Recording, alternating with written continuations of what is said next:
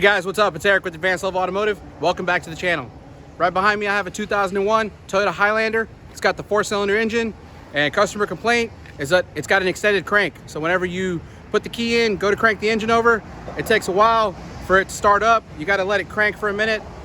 So this vehicle was actually here a few days ago, and I told the customer I didn't have a whole lot of time to look at it. I would do a quick preliminary check.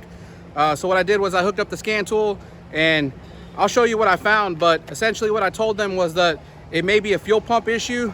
And so I told them to bring it back in another day or so I can take a look at it in more depth. But anyways, in between that time, they actually had somebody that they know put a fuel pump in there.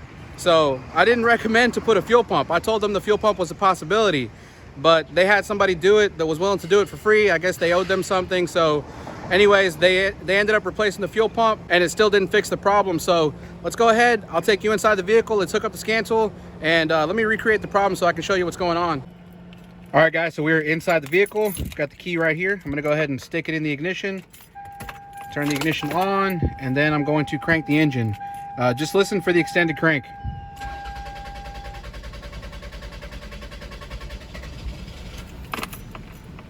All right, so hopefully you guys were able to pick that up, but we got a pretty extended crank when you go to start this thing.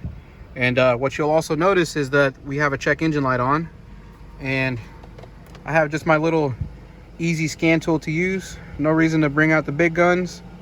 Just let's do a quick code check, let this thing communicate. All right, so if you look under DTC counts, we actually have 7 DTCs. Let's go ahead and read codes, see what those DTCs are. All right, so the first code we have is a PO300. It's going to be a random multi-cylinder misfire. And the next code we have is a PO301, cylinder number 1 misfire. PO302, cylinder number 2 misfire. And we have a PO171, system lean on bank 1. A PO174 is system lean on bank 2. We have a P1305 igniter circuit fault. I don't think I saw that one before. And we have another P1315, which is igniter circuit fault for number 4. The previous one was for number 2, so igniter circuit fault for number 2 and for number 4. So those are the codes that we have present. Now the engine is currently running. What I want to go ahead and do is I want to pull up some live data. All right, so we've got the live data pulled up over here, and if you look, we have fuel system 1 and 2 in closed loop. So let's go ahead and take a look at the fuel trims. All right, so looking up here, hopefully you guys can see that on the screen. We have a short-term bank 1 somewhere around 3%, and long-term bank 1 somewhere around 41%. And the short-term on bank 2 is around 3%, and the long-term on bank 2 is around 40%. So you can see we're running pretty lean. The fuel trims are pretty high. Now what I want to do real quick is I want to raise the RPM, and we're going to look and see what happens with these fuel trim numbers. Do they get better or do they get worse? So if you pay attention, we're somewhere around 660 RPM. I'm going to go ahead and raise the RPM. I'm going to hold this somewhere around, let's say 3,500. All right, so I'm holding the RPMs at around 3,700. Now looking at these fuel trim numbers, pay attention. Do they look like they're getting better? I don't think so. I'm going to raise it up to around 4,000 RPM.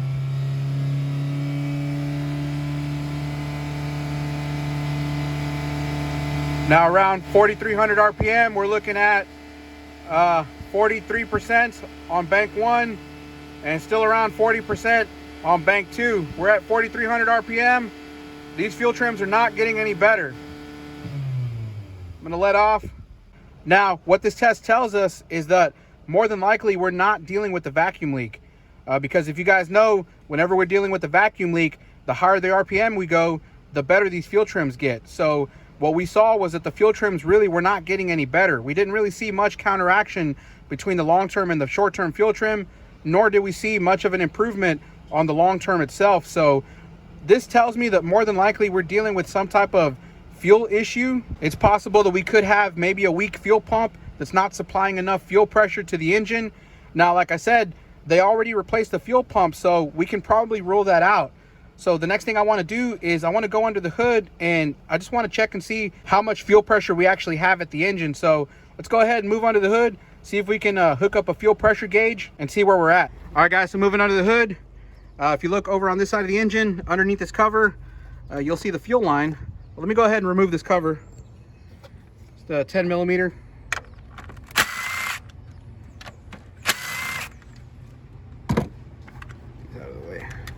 Ooh, hot. Yeah, I'm not picking that one up. I'll get a magnet for that.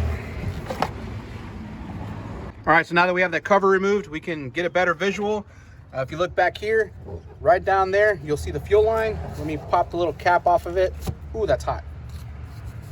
Might have to let this engine cool down. But there's our cap, so we can remove the fuel line. All right, guys, so we're gonna go ahead and disconnect the fuel line. I've got my quick disconnect tools right here. And I'm just going to use a rag to keep the fuel from getting everywhere. I'm just going to shove it underneath the line. It's pretty hot, so I'm going to put on these gloves.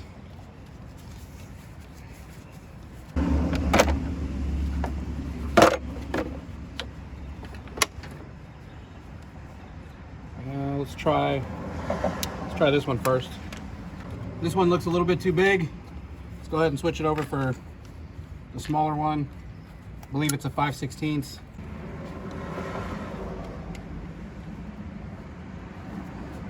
All right, so there's something about these that it doesn't like. I do have a different tool. It's more of like a special one. I use it for the Nissans. I think that's what I might have to go get. So let me go grab that. All right, guys, so I've got this kit here from AST, and there is a special disconnect tool, this 8026, which is used for Nissans, and I'll show you why. Now, if you look inside of this quick disconnect tool, you'll see that it has a little lip on the inside right here. That's because these Nissans, and apparently the Toyota, of course this is not a Nissan, this is a Toyota, but it's got the fuel line much like the Nissan. Let me show you why you need this little lip on the inside here. All right, guys, so hopefully you can see the fuel line. You can see this is where the quick connect fitting is, and this is where we're trying to insert the tool. But the problem with using just a regular quick disconnect tool is that if I pull this line back, you'll see that there's actually a lip right here on the outside. This lip is not part of the lip for the clip, if that makes any sense. So there's another lip in here where the clip grabs onto, but there's a lip on the outside right here. And so using a regular quick disconnect tool is not going to work because I can't seem to get it to go over this lip here. So we're going to use the special one. Like I said, it has a little indentation, or not an indentation, it's got a little raised portion on the tip of it, so it's going to fit right over that lip. It's kind of hard to do this with one hand. All right, fit over that lip just like that. Then we're going to push it in. Sorry, I really can't show you guys this at the same time, but I've pushed it in, and now I'm going to pull the line out, and just like that. So again, if you look at this line right here, you'll see that it actually has two lips, one right here where the clip grabs to, but then it's got another lip on the outside right here that prevents you from putting the regular quick disconnect tool on this fuel line. So, well, one of the first things I noticed is that when I disconnected it, we don't have any fuel coming out. So that is not a good sign. Let's go ahead and hook up the fuel gauge to it. All right, guys, so we're gonna go ahead and connect the fuel gauge. And what I have here is a T-assembly. So this part right here is the female. It's gonna go to the fuel rail. And then this other side, which is the male, is gonna connect to the fuel line coming from the fuel tank. So once we get this T set up, we're gonna go ahead and hook up our fuel pressure gauge to this end right here. Let me go ahead and hook it up.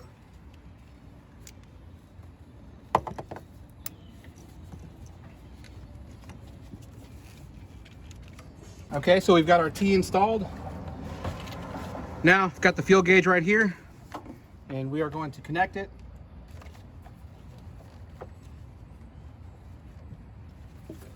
Now let's go ahead and crank the vehicle.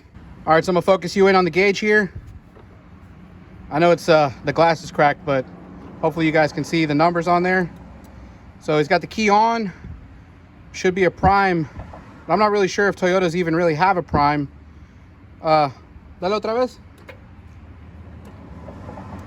Yeah, so there's no fuel pump prime, but I don't believe the Toyota has prime with the key on. So let's go ahead and crank it. Dale.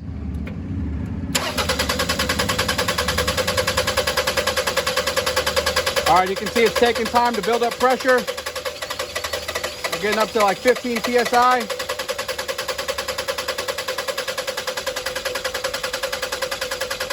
At this point, the engine's not even really starting. Okay. Let's see if it holds pressure. Man, that pressure's dropping really fast. Dale otra vez.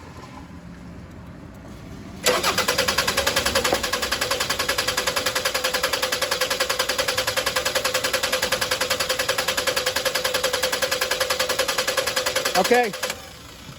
Yeah, see, at this point, it's not even starting. Doesn't look like we have enough pressure for the engine to even start up. Let me make sure of my connections here. Make sure I don't have any fuel leaks. Our connections look good.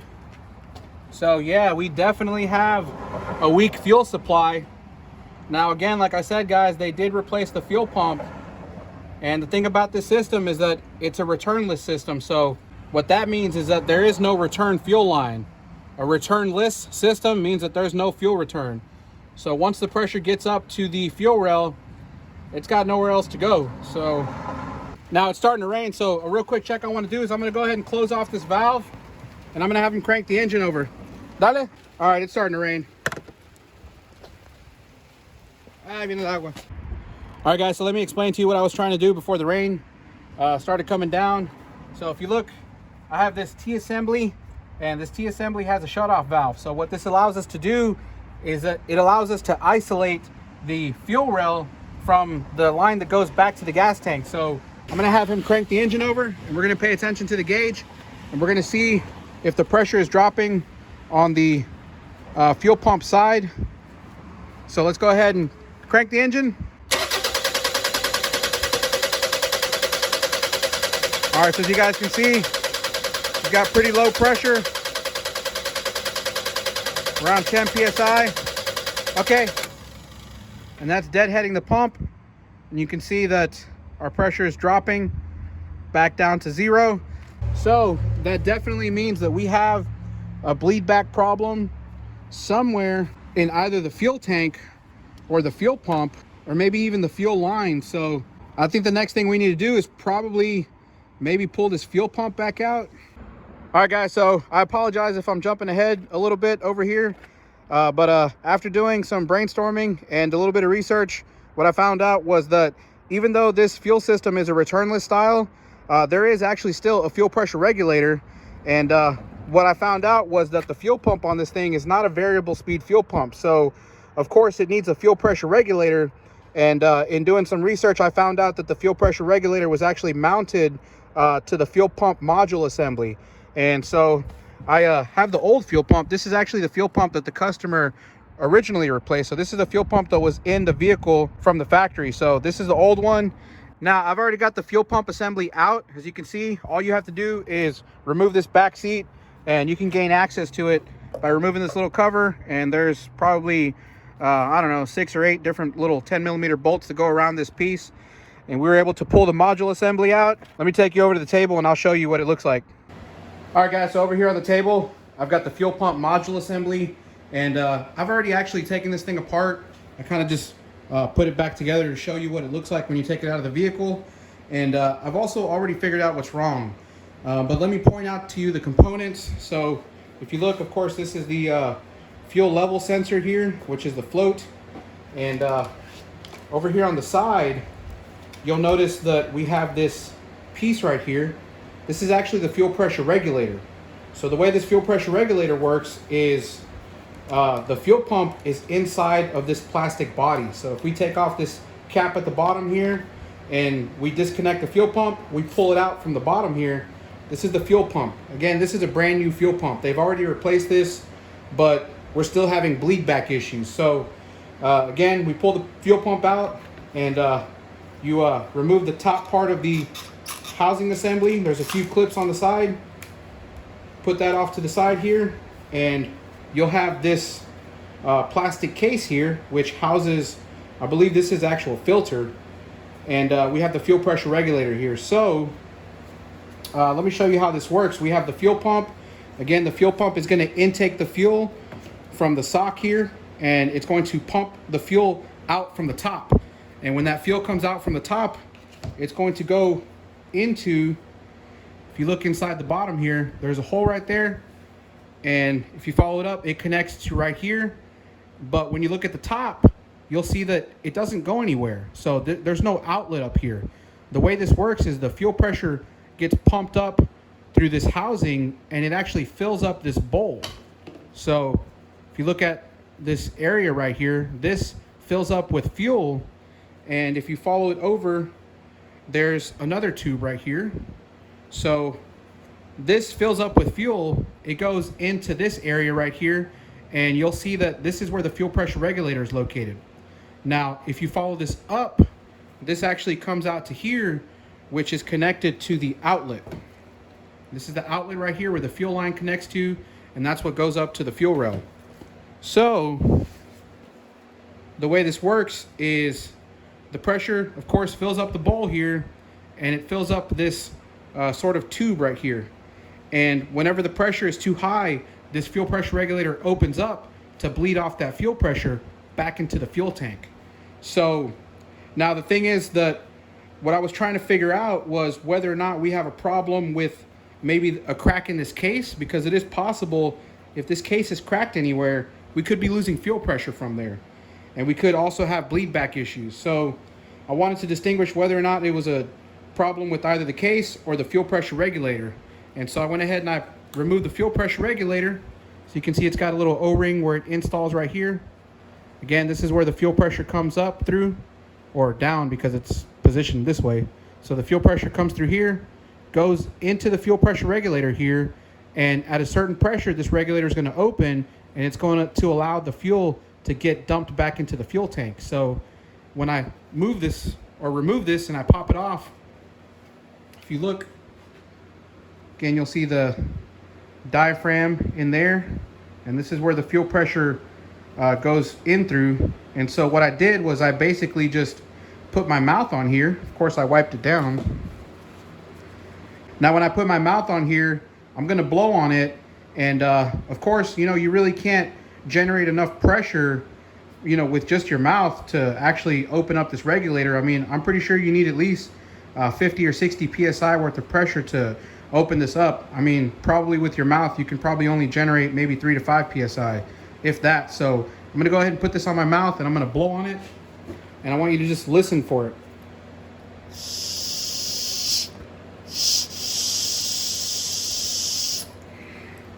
All right, guys, so I don't know if you could hear that, but it's actually leaking from the end of the regulator here. So that's definitely where our problem is. Let me show you the replacement part. I was able to find and locate one right here. Let me open it up.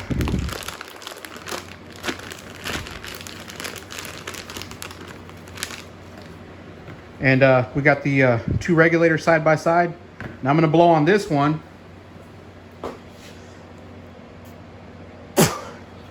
I cannot get any pressure through this thing. So that's enough evidence for us. I mean, definitely this thing is leaking. So let's go ahead and replace it and get this thing back into the vehicle.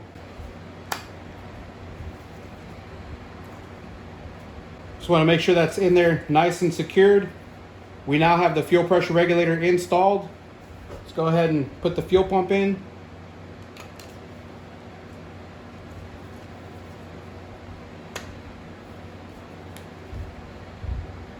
Make sure that's firmly installed as well. We'll put the cap. Figure out which way this thing goes. I believe it goes this way. Okay, we now have the bottom cap firmly installed. Let's go ahead and install the top. We're going to need to connect the fuel pump. Like that. And then we'll go ahead and install the top. Make sure we line it up properly. Push down, make sure it's firmly installed. And now we're ready to go back into the vehicle. All right, guys, so we got the fuel pump reinstalled, got the seat back in. Now we're gonna go under the hood and we're gonna crank this engine over. I've still got the fuel pressure gauge hooked up. So we're gonna watch the fuel pressure and see if this engine starts. Dale. See that fuel pressure jump up? Getting up to about 50.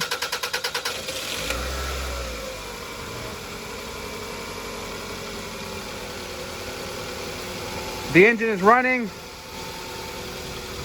We're around 50 PSI. Now we're gonna shut it off and see if it holds pressure.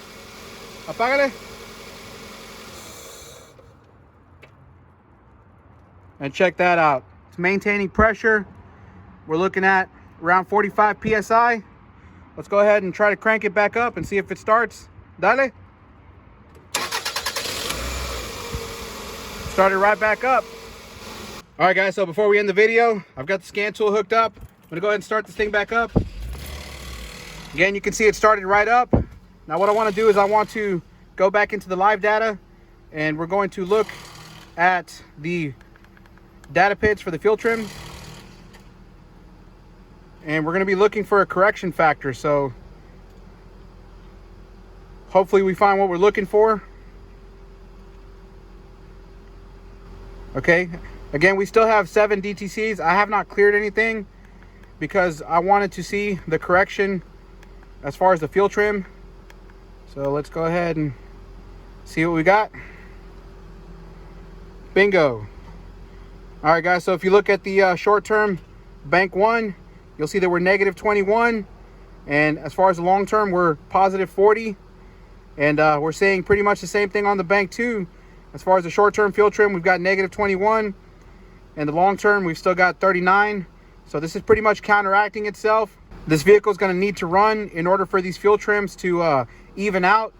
Now what I'm going to go ahead and do is I'm going to clear the codes so that we can get rid of the check engine light.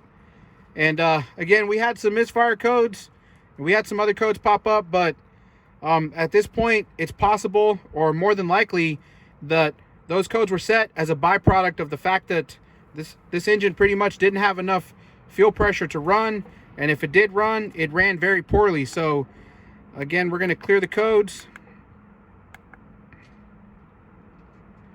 DTCs have been cleared, and yeah, we're going to go ahead and deliver the vehicle. That's a fix, guys. Anyways, guys, once again, thank you for watching the video. I hope you found it useful. I hope you found it informational. If you did, make sure to give it a thumbs up by hitting that like button. If you haven't done so already, please subscribe to the channel. Make sure you hit that notification bell, and I'll see you in the next one. Thanks.